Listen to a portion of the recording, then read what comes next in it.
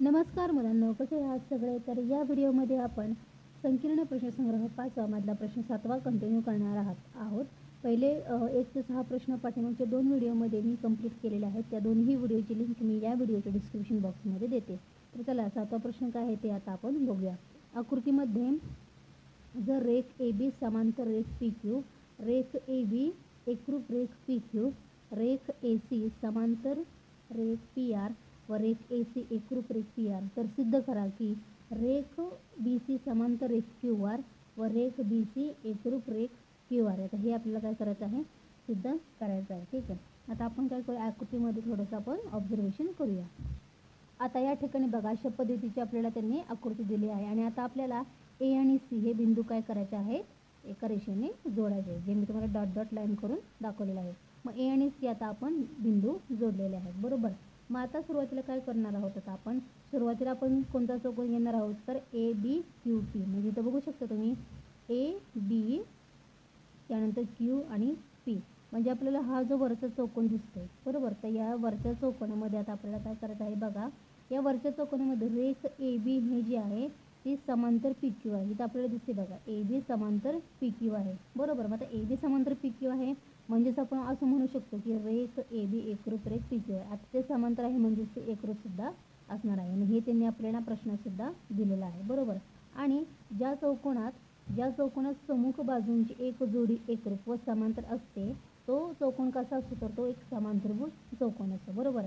आणि म्हणून आपण असं म्हणू शकतो चौकोन ABQP हा एक कसा चौकोन आहे? तर हा एक समांतरभुज चौकोन आहे असं आपण म्हणू शकतो. ठीक आहे. आणि आता हे जे आपण सांगितलेलं आहे ते आता आपण पहिल्यांदा लिहून घेऊया. तर बघा, आता आपल्याला उत्तरमध्ये काय लिहायचं आहे? चौकोन ABQP मध्ये AB समांतर रेख PQ आहे, बरोबर. हे मी तुम्हाला अगोदर आकृतीमध्ये दाखवलेलं होतं. मग रेख AB समांतर रेख PQ आहे. आता हे दोन्ही समांतर आहे म्हणजेच आपण असं म्हणू शकतो रेख AB एकरूप रेख PQ आहे. आणि ज्या चौकोनात सम्मुख बाजूंची एक जोडी एकरूप व समांतर असते तो समांतरभुज चौकोन असतो, बरोबर. आणि म्हणून आपण म्हणू शकतो की चौकोन ABPQ हा एक समांतरभुज चौकोन आहे आणि त्याला आपण इक्वेशन नंबर 1 असं म्हणायचं, बरोबर. आता या चौकोनामध्ये आपण बघू शकतो की रेख BQ हा जो रेख BQ आहे तो APला कसा आहे? तर तो APला हा समांतर आहे. आता दोन्ही समांतर आहेत म्हणजेच आपण म्हणू शकतो की रेख BQ एकरूप रेख AP आहे, है ना. कारण का या सुद्धा या चौकोनाच्या कशा आहे? तर त्या या समांतरभुज चौकोनाच्या सम्मुख बाजू आहेत, बरोबर. मग ते आता आपण या ठिकाणी लिहूया. आणि म्हणून रेख BQ समांतर रेख AP आहे, बरोबर. आणि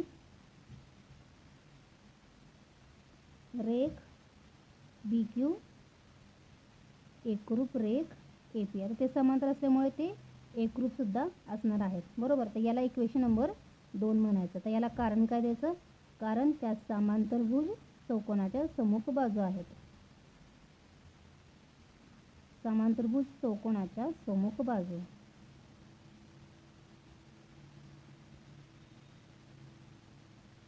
बरोबर. आपल्याला इक्वेशन 1 आणि इक्वेशन 2 आता या ठिकाणी मिळालेलं आहे, बरोबर. मग आता त्यानंतर आपण दुसऱ्या आता चौकोनामध्ये बघू. दुसरा चौकोन कोणता आहे? तर तो ACRP, म्हणजे इथे तुम्ही बघू शकता ACRP म्हणजे आता हा चौकोन जे आपण A आणि C बिंदू जोडलेले होते ते यासाठी ACR आणि P. आता आपल्याला या चौकोनामध्ये बघायचं. तर या चौकोनामध्ये आता आपण काय बघणार आहोत? तर रेख AC जी आहे ती PR ला कशी आहे? समांतर आहे म्हणजेच आपण असं म्हणू शकतो रेख AC एकरूप रेख PR आहे, बरोबर. आणि आता या दोन्ही रेखा आहेत त्या समांतर आलेल्या आहेत म्हणजेच एकरूप आलेल्या आहेत आणि त्यामुळे आपण म्हणू शकतो की ACRP हा सुद्धा कसा आहे? तर तो सुद्धा एक समांतरभुज चौकोन आहे, बरोबर. मग त्यामुळे इथं आपण असं लिहूया. तसेच चौकोन ACRP मध्ये, जसं मी आता तुम्हाला आकृतीमध्ये दाखवलं आहे, चौकोन ACRP मध्ये रेख AC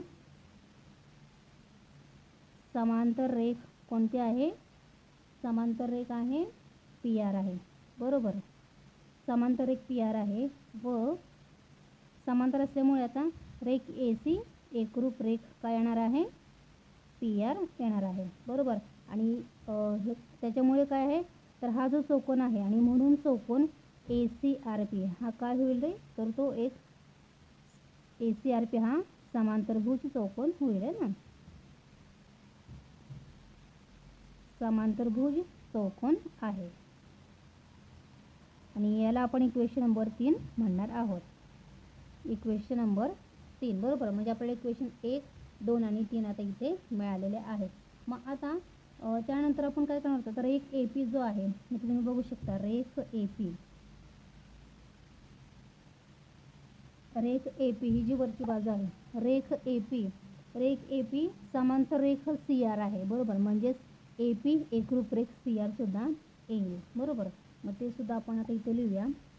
आणि म्हणून रेख AP समांतर रेख CR आहे बरोबर. आणि समांतर आहे म्हणजेच आता ते एकरूप सुद्धा येणार आहे. रेख AP एकरूप रेख CR येईल बरोबर. आणि याला इक्वेशन नंबर आपण 4 म्हणणार आहोत. आता या कशा झाल्या, तर त्या समांतरभुज चौकोनाच्या सम्मुख बाजू झाल्या. कारण द्यायचं आहे आपल्याला, कारण समांतरभुज चौकोनाच्या सम्मुख बाजू, समांतरभुज चौकोनाच्या सम्मुख बाजू बरोबर. म्हणजे आपल्याला आता इक्वेशन 4 आता मिळालेली आहे बरोबर. आणि त्यानंतर इथेच आपण बघू शकता बघा, हा जो BQ आहे म्हणजे ही लाईन, रेख BQ व CR हे सुद्धा काय आहेत रे, तर ते परस्परांना समांतर आहेत ना. रेख BQ समांतर रेख CR आहे. म्हणजेच आपण म्हणू शकतो BQ एकरूप CR असं सुद्धा आपण म्हणू शकतो. कशावरून, तर इक्वेशन या ठिकाणी तुम्ही बघू शकता बघा, तिथं BQ एकरूप AP आहे ना. आणि इथे इक्वेशनमध्ये बघा AP एकरूप CR आहे बरोबर. मग आपण असं म्हणू शकतो, इक्वेशन 2 आणि 3 वरून आपण म्हणू शकतो, रेख BQ समांतर रेख CR म्हणजेच एकरूप सुद्धा येणार आहेत, व रेख BQ एकरूप रेख CR, कारण इक्वेशन 2 व 4 वरून बरोबर. ते दोन्ही रेख कशा आलेल्या आहेत, समांतर आलेल्या आहेत इक्वेशन 2 व 4 वरून. आणि म्हणून आपण म्हणू शकतो चौकोन BCRQ हा, अगोदर BCRQ बघूया आपण. BCRQ म्हणजे आता हा चौकोन BCRQ, आता BQ आणि CR एकरूप आलेले आहेत, समांतर आलेले आहेत, त्याच्यामुळे BCRQ हा सुद्धा एक कसा चौकोन आहे, समांतरभुज चौकोन आहे असं आपण म्हणू शकतो. आणि म्हणून चौकोन BCRQ हा समांतरभुज चौकोन आहे बरोबर. इक्वेशन 2 व 4 वरून आपण असं क्लिअर म्हणू शकतो बरोबर. आणि यावरून आपण म्हणू शकतो, म्हणून रेख BC समांतर रेख QR व रेख BC म्हणजेच रेख BC एकरूप रेख QR येईल बरोबर. अशा पद्धतीने आपल्याला जे साध्य करायचं होतं, आपल्याला हे साध्य करायचं होतं, रेख BC समांतर रेख QR व रेख BC एकरूप रेख QR हेच आपल्याला साध्य करायचं होतं. ठीक आहे. अशा पद्धतीने आपण ते साध्य केलेलं आहे. ठीक आहे. काही समजलं नसेल तर पुन्हा एकदा व्हिडिओ तुम्ही चेक करू शकता. ओके. ठीक आहे. आता आपण बघूया यातला 8वा प्रश्न काय आहे ते सुद्धा बघूया. तर बघा, त्यांनी 8वा प्रश्न काय दिला आहे, शेजारील आकृतीमध्ये चौकोन ABCD हा एक समलंब चौकोन आहे. AB समांतर DC आहे. P व Q हे अनुक्रमे रेख AD व BC यांचे मध्यबिंदू आहेत. तर सिद्ध करा की PQ समांतर PQ समांतर AB आहे, हे सिद्ध करायचं आहे. आणि PQ बरोबर 1/2 गुणिले AB अधिक DC हे आपल्याला सिद्ध करायचं आहे बरोबर. आता त्यासाठी आपल्याला एक छोटीशी रचना करावी लागेल. आपल्याला रचना अशा पद्धतीने करायची आहे की A आणि Q हे बिंदू अशा पद्धतीने आपल्याला जोडायचे आहेत की AQ वरती आपल्याला असा बिंदू घ्यायचा आहे, R बिंदू घ्यायचा आहे, जो AQR अशा एका लाईनमध्ये येतील. आणि त्याच पद्धतीने DCR हे सुद्धा एकाच लाईनमध्ये येतील. म्हणजे या ठिकाणी आपल्याला R बिंदू घ्यायचा आहे, जेणेकरून AQR अशा पद्धतीने एका लाईनीत येतील आणि DCR हे सुद्धा एका लाईनमध्ये येतील.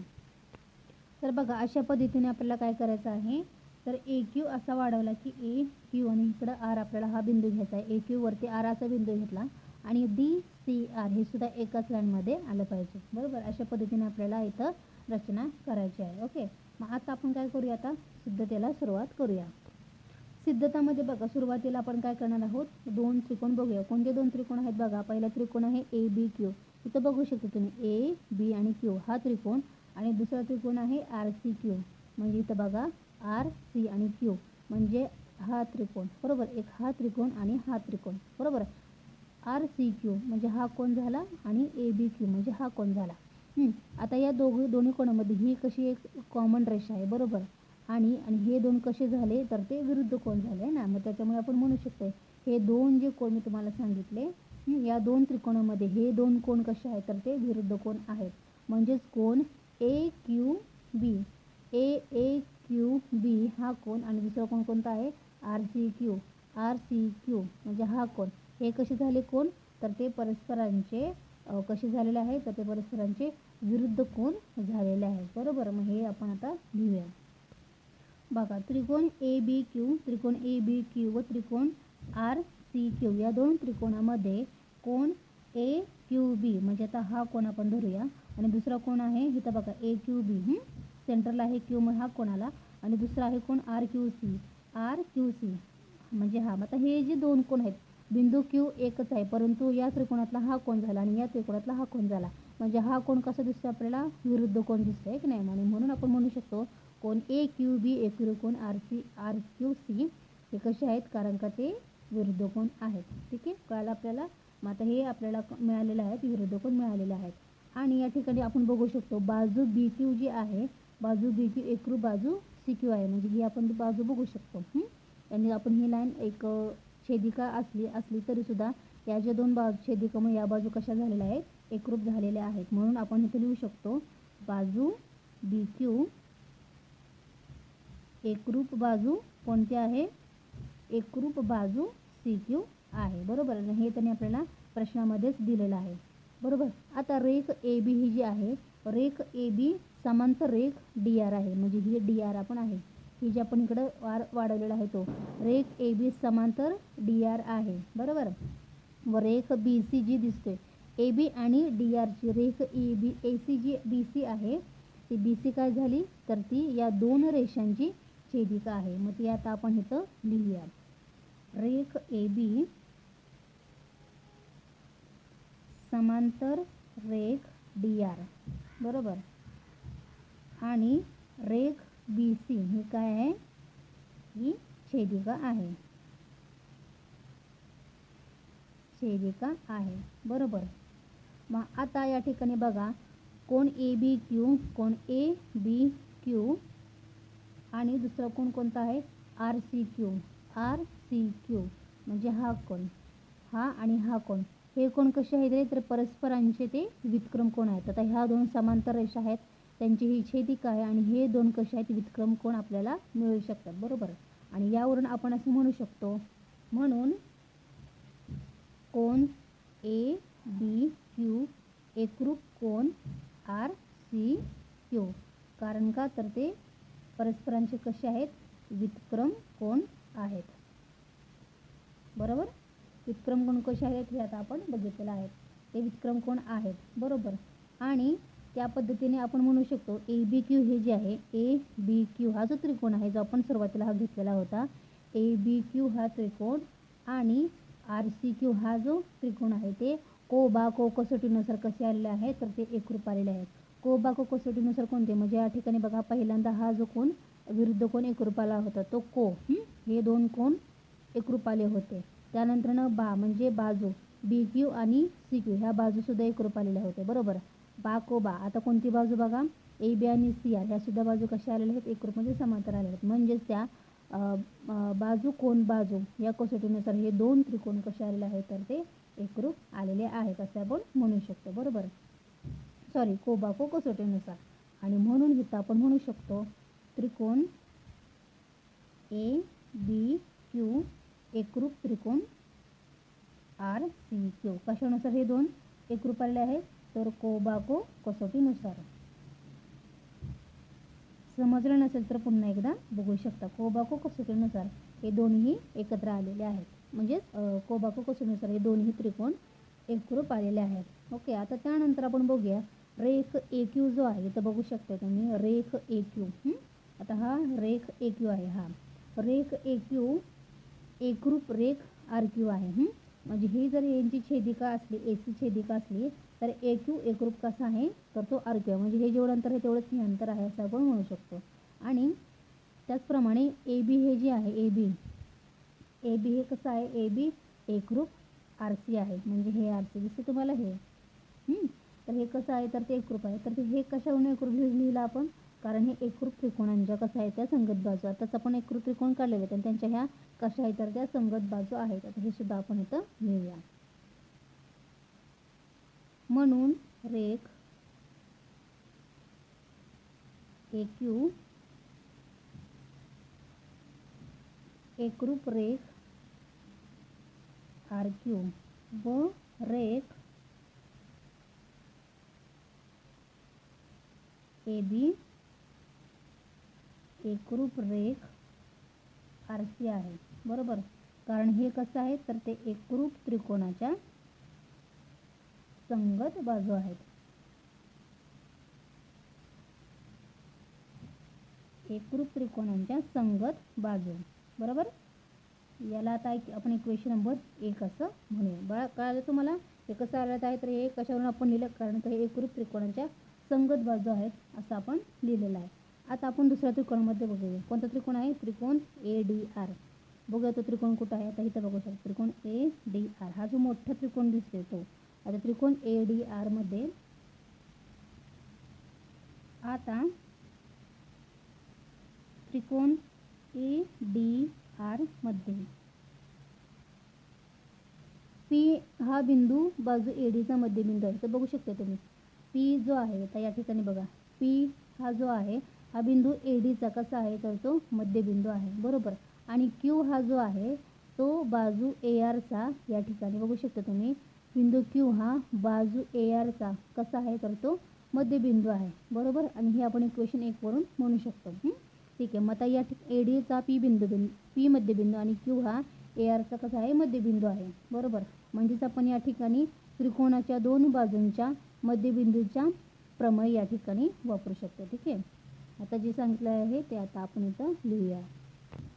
तर बघा आपण इथं काय लिहिलं आता मागाशी सांगितल्याप्रमाणे P हा बिंदू बाजू ADचा मध्यबिंदू आहे तसेच Q हा बिंदू बाजू ARचा मध्यबिंदू आहे. याला आपण कारण कशावर लिहिलं तर इक्वेशन 1 वरून. बरोबर, आणि म्हणून त्रिकोणाच्या दोन बाजूंच्या मध्यबिंदूच्या प्रमेयानुसार आता इथं बघू शकता PQ हे जे आहे इथं बघा PQ हे जे आहे तर PQ is equal to 1/2 into DR.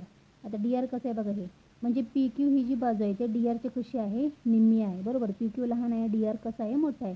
म्हणजे आपण म्हणू शकतो PQ हे जे आहे ते PQ जे आहे ते DRच्या निम्म आहे असे आपण म्हणू शकतो. म्हणजेच इथं आपण लिहू शकतो म्हणून PQ बरोबर हे DRचा कसं आहे तर ते निम्म आहे.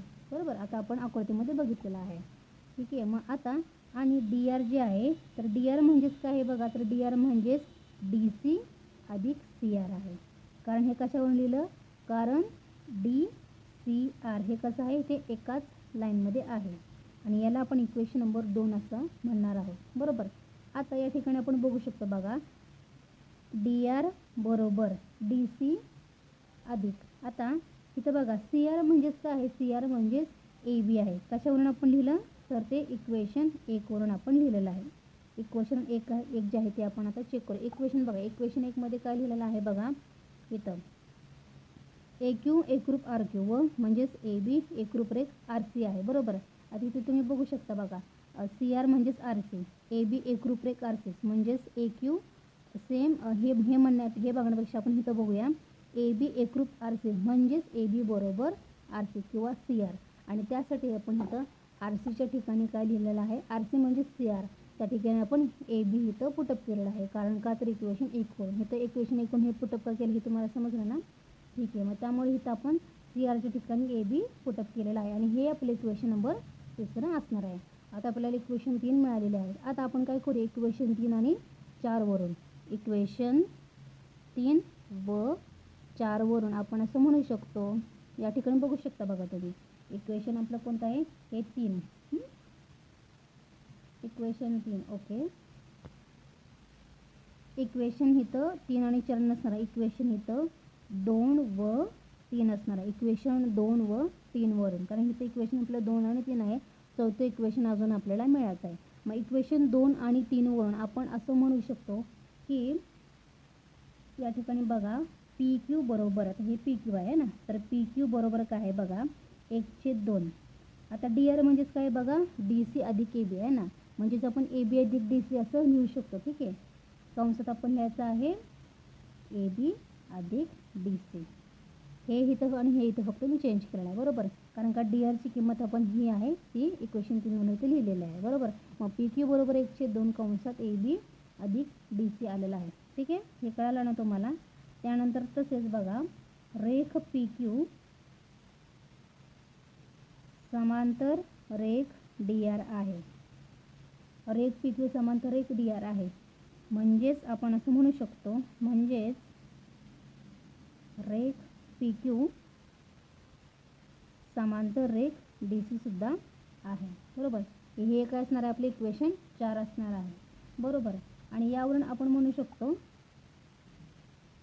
व रेख ए बी समांतर रेख डी सी, रेख ए बी समांतर रेख डी सी, बरोबर. हे आपले इक्वेशन 5 असणार आहे. ओके, आणि म्हणून आपण याच्यावरून म्हणू शकतो की रेख पी क्यू समांतर रेख ए बी. आता हे कशावरून आपण लिहिलं, कारण इक्वेशन 4 व 5 वरून. आता इक्वेशन 4 आणि 5 अगोदर आपण काय करूया, ऑब्झर्व करूया. आता ए बी इथं इक्वेशन 4 बघा, रेख पी क्यू समांतर रेख डी सी आहे, आणि इथं बघू शकता रेख ए बी समांतर रेख डी सी आहे, म्हणजे इथं सुद्धा डी सी आणि इथं सुद्धा डी सी आहे, आणि इथं पी क्यू आणि इथं ए बी आहे, म्हणजे आता डी सी दोन्हीकडे सुद्धा दिसते आपल्याला. म्हणजे आपण म्हणू शकतो की रेख पी क्यू समांतर रेख ए बी येऊ शकतात. हे आपण लिहिले इक्वेशन 4 व 5. ठीक आहे, म्हणून फायनल आपलं उत्तर आलेलं आहे रेख पी क्यू समांतर रेख ए बी आलेला आहे इक्वेशन 4 व 5 वरून. ओके, अशा पद्धतीने आपला हा 8वा प्रश्न सुद्धा झालेला. आता शेवटचा प्रश्न काय आहे ते सुद्धा आपण बघूया. समजलं नसेल तर पुन्हा एकदा बघू शकतो, सगळं सोडवून दिलेलं आहे. ओके, आता आपण शेवटचा प्रश्न बघूया. 9वा प्रश्न बघा, त्याने काय दिला आहे, शेजारील आकृतीमध्ये चौकोन ए बी सी डी हा समलंब चौकोन आहे. मग ए बी समांतर डी सी आहे आणि एन अनुक्रमे कर्ण ए सी व कर्ण डी बी यांचा कसा आहे तो मध्यबिंदू आहे. तर सिद्ध करा की एम एन समांतर ए बी आहे, हे आपल्याला सिद्ध करायचं आहे. आता याच्यामध्ये आपल्याला काय करायचं आहे, रचना काढावी लागणार आहे. रचना कशी करायची आहे बघा, एम एन अगोदर आपल्याला काढायचं आहे. रेख एम एन काढा. मग या ठिकाणी आपल्याला एम आणि एन काय करायचं आहे, डॉट डॉट लाईनने कनेक्ट करायचं आहे. त्यानंतर रेख सी एन आपल्याला अशा पद्धतीने काढायचं आहे की सी एन आपल्याला काय करायचं आहे, ई बिंदूपर्यंत वाढवायचा आहे, आणि आपल्याला अशा पद्धतीने तो वाढवायचा आहे की ए बी या रेषेला तो ई या बिंदूमध्ये छेदेल, आणि जेणेकरून ए ई आणि बी हे एकाच लाईनमध्ये सरळ लाईनमध्ये येतील. अशा पद्धतीने आपल्याला सी एन हा वाढवायचा आहे. तर ही त्याची कशी आहे, रचना आहे, बरोबर. आता आपण काय करूया, तर या ठिकाणी सिद्धतेला आपण सुरुवात करूया. आता सुरुवातीला त्रिकोण डी एन सी. आता त्रिकोण डी एन सी कुठे आहे बघा, हा जो वरचा त्रिकोण आहे त्रिकोण डी एन सी व त्रिकोण बी एन ई. इथं बघू शकतो त्रिकोण बी एन ई म्हणजे हे दोन त्रिकोण. या दोन त्रिकोणामध्ये तुम्ही बघू शकता तर डी एन सी आणि बी एन ई हे कसे आहेत, तर ते एकरूप कोण आहेत. कशावरून, तर ते बघा विरुद्ध कोण आहेत. या दोन त्रिकोणामध्ये हे दोन कोण कसे आहेत, तर ते विरुद्ध कोण आहेत, आणि विरुद्ध कोण कसे असतात, तर ते एकरूप असतात, बरोबर. आणि म्हणून आपण असं म्हणू शकतो की त्याच पद्धतीने बी डी सी, इथं बघा बी डी सी हा त्रिकोण बी डी सी आणि एकरूप कोण डी बी ए म्हणजे हा कोण, हा त्रिकोण आणि हा कोण हे कसे आहेत, तर ते दोन कोण, हा कोण आणि हा कोण ते कसे आहेत, एकरूप आहेत, कारण ते कोण कसे आहेत, परस्परांचे व्युत्क्रम कोण आहेत असे आपण म्हणू शकतो. सुरुवातीला आता जे सांगितलेलं आहे ते आपण अगोदर लिहूया. तर बघा आपण या ठिकाणी आता काय लिहिलं आहे, त्रिकोण डी एन सी व त्रिकोण बी एन ई मध्ये दोन्ही त्रिकोणात आपण इथं बघितलं हे दोन ते त्रिकोण आहेत.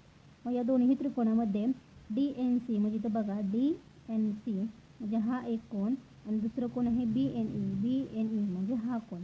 म्हणजे हा जो एन कोण आहे, जे आपण मगाशी सुद्धा आकृतीमध्ये बघितला, हा जो कोण एन आहे तो दोन्ही त्रिकोणांचा कॉमन कोण आहे ना. मग हा जो कोण कसा आहे तर तो व्युत्क्रम कोण आहे. मग आपण म्हणू शकतो कोण, इथं बघा, कोण DNC आणि एकरूप कोण BNE, दोन्हींचा एन हा कॉमन आहे आणि तो विरुद्ध कोण आहे. कशावरून हे दोन कोण एकरूप आहे, कारण तर विरुद्ध कोण. त्याच पद्धतीने कोण BDC, म्हणजे इथं बघू शकतो मी बी या दोन त्रिकोणाचं बघा BDC आणि दुसरं कोणतं आहे DBA म्हणजे हे, बरोबर. तर हे दोन कसे आहेत तर ते या दोन त्रिकोणाचे हे दोन कोण कसे आहेत तर ते व्युत्क्रम कोण आहेत. त्याच्यामुळे हे दोन कोण कसे एकरूप कशा होणारे तर ते व्युत्क्रम कोण आहेत, बरोबर. म्हणजेच आपण असं म्हणू शकतो, म्हणजेच कोण NDC एकरूप कोण NBE, बरोबर. आता इथं बघा NDC कुठं आहे बघा, इथं आहे बघा ते NDC एकरूप कोण कोणता आहे तर NBA, बरोबर. या दोन, आता हे दोन त्रिकोण एकरूप आलेले आहेत, दोन कोण आपले एकरूप आलेले आहेत, बरोबर. आणि व्युत्क्रम कोण सुद्धा एकरूप आले, त्याच्यावरून आपण म्हणू शकतो असे की NDC आणि दुसरं कोण NBE हे कसं आहे तर ते एकरूप आहे असे आपण म्हणू शकतो, ठीक आहे. त्यानंतर रेख DN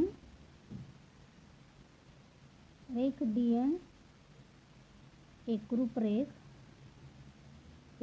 काय आहे तर एकरूप रेख ही BN आहे. हे त्यांनी आपल्याला प्रश्नामध्येच दिलेलं आहे. रेख DN एकरूप रेख BN आहे, हे त्यांनी आपल्याला प्रश्नामध्येच दिलेलं आहे, बरोबर.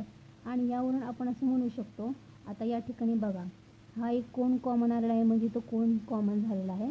त्यानंतर व्युत्क्रम कोण आपल्याला निघाला, त्यानंतर हा एक कोण दोन कोण आणि ही बाजू आपली काय झालेली आहे आलेली आहे. म्हणजे बघा DN जी बाजू आहे DN आणि कोणती बाजू एकरूप आलेली आहे BN, बरोबर.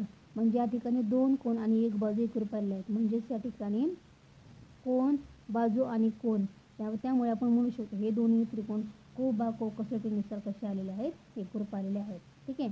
आणि म्हणून त्रिकोण DNC एकरूप त्रिकोण BNE कशावरून ते एकरूप आलेले आहेत, कारण को कसोटीनुसार.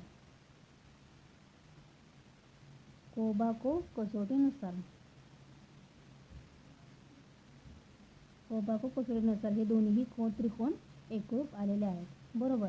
आणि म्हणून रेख CN एकरूप रेख EN आहे, बरोबर. कारण हे कसे आहे CN आणि EN काय आहे तिथं आपण बघू शकता बघा CN, इथे बघा CN आणि EN. आता हे कसे आहेत एकरूप त्रिकोणांच्या कशा आहेत त्या एकरूप त्रिकोणांच्या संगत बाजू आहेत. मग इथे तुम्ही लिहू शकता, कारण एकरूप त्रिकोणाच्या, कारण आता ते दोन त्रिकोण को कसोटीनुसार एकरूप आलेले आहेत आणि या जे दोन बाजू आहेत त्या एकरूप त्रिकोणाच्या त्याच एकरूप त्रिकोणाच्या संगत बाजू आहेत. आणि हे आपले इक्वेशन नंबर 1 असणार आहे, ठीक आहे. आता CNE, आता बघा इथं आकृतीमध्ये तुम्हाला दिसत असेल C-N-E, म्हणजे CNE हे कसं एकाच लाईनमध्ये आहे, तर बघू शकतो तुम्ही CNE, बरोबर. आकृतीवरून आपल्याला दिसते की CNE आहे, कशावरून तर आकृतीवरून जी आपण रचना केली होती मागाशी तेच. तर आकृतीवरून CNE हे कसं आहे एकाच लाईनमध्ये आहे. आणि आपल्याला हे सुद्धा दिसते की रेख CEचा N हा काय आहे तर तो मध्यबिंदू आहे, बरोबर. आणि रेख CA जो आहे या ठिकाणी बघू शकता रेख CAचा मध्यबिंदू M आहे, ठीक आहे. CEचा मध्यबिंदू N आहे आणि रेख CAचा मध्यबिंदू काय आहे तर तो M आहे, बरोबर. मग हे आता आपण इथे लिहूया. मग आता या ठिकाणी बघा त्रिकोण CAE मध्ये, त्रिकोण CAE कुठं आहे ते अगोदर आपण बघूया. त्रिकोण CAE म्हणजे हा त्रिकोण दिसतोय तो त्रिकोण CAE मध्ये, या त्रिकोणामध्ये तुम्ही बघू शकता तर रेख CE जी आहे त्या CE याचा N हा मध्यबिंदू आहे, कारण इक्वेशन 1 होईल तर तुम्ही बघू शकता CN एकरूप EN आहे, बरोबर. म्हणजेच CEचा N हा काय आहे मध्यबिंदू आहे इक्वेशन 1 वरून. आणि त्याचप्रमाणे रेख CA याचा मध्यबिंदू आहे M. मग त्याच्यामुळे आता आपण इथं त्रिकोणाच्या दोन बाजूंच्या मध्यबिंदूचे प्रमेय आपण या ठिकाणी वापरू शकतो. म्हणून त्रिकोणाच्या दोन बाजूंच्या मध्यबिंदूंच्या प्रमेयानुसार आपण असं म्हणू शकतो, रेख एम एन समांतर रेख ए आहे. बरोबर. आणि म्हणून रेख एम एन समांतर रेख ए म्हणजेच काय तर ती ए बी आहे ना, आपण वरती बघितलेलं आहे. कशावरून बघा, कारण ए ई बी हे कसं आहे एकाच लाईनमध्ये आहे, त्याच्यामुळे ए ई म्हणजेच रेख ए बीला सुद्धा समांतर आहे असे आपण म्हणू शकतो. आणि म्हणून एम एन समांतर ए बी आलेला आहे. ठीक आहे. आणि हेच आपल्याला काय करायचं होतं, साध्य करायचं होतं. ठीक आहे. अशा पद्धतीने आपला संपूर्ण संकीर्ण प्रश्नसंग्रह आपण या व्हिडिओमध्ये सॉल्व केलेला, म्हणजेच या व्हिडिओमध्ये शेवटचे 3 प्रश्न आपण सॉल्व केलेले आहेत. आणि पहिल्या 2 व्हिडिओची लिंक म्हणजे प्रश्न क्रमांक 1 ते 6 या दोन्ही प्रश्नांचे 2 व्हिडिओ, त्यांची लिंक मी या व्हिडिओच्या डिस्क्रिप्शन बॉक्समध्ये देते. ज्यांनी बघितलं नसेल त्यांनी बघून घ्या. आणि ज्यांनी अजूनही आपल्या आदिराज क्लासेस ह्या यूट्यूब चॅनलला सबस्क्राईब केलं नसेल त्यांनी प्लीज आपल्या चॅनलला सबस्क्राईब करा. आणि तुम्हाला आणखीन कोणत्याही विषयावरती जर व्हिडिओ हवे असतील तर ते सुद्धा मला तुम्ही कमेंट करून नक्की सांगा. Till then take care. Bye.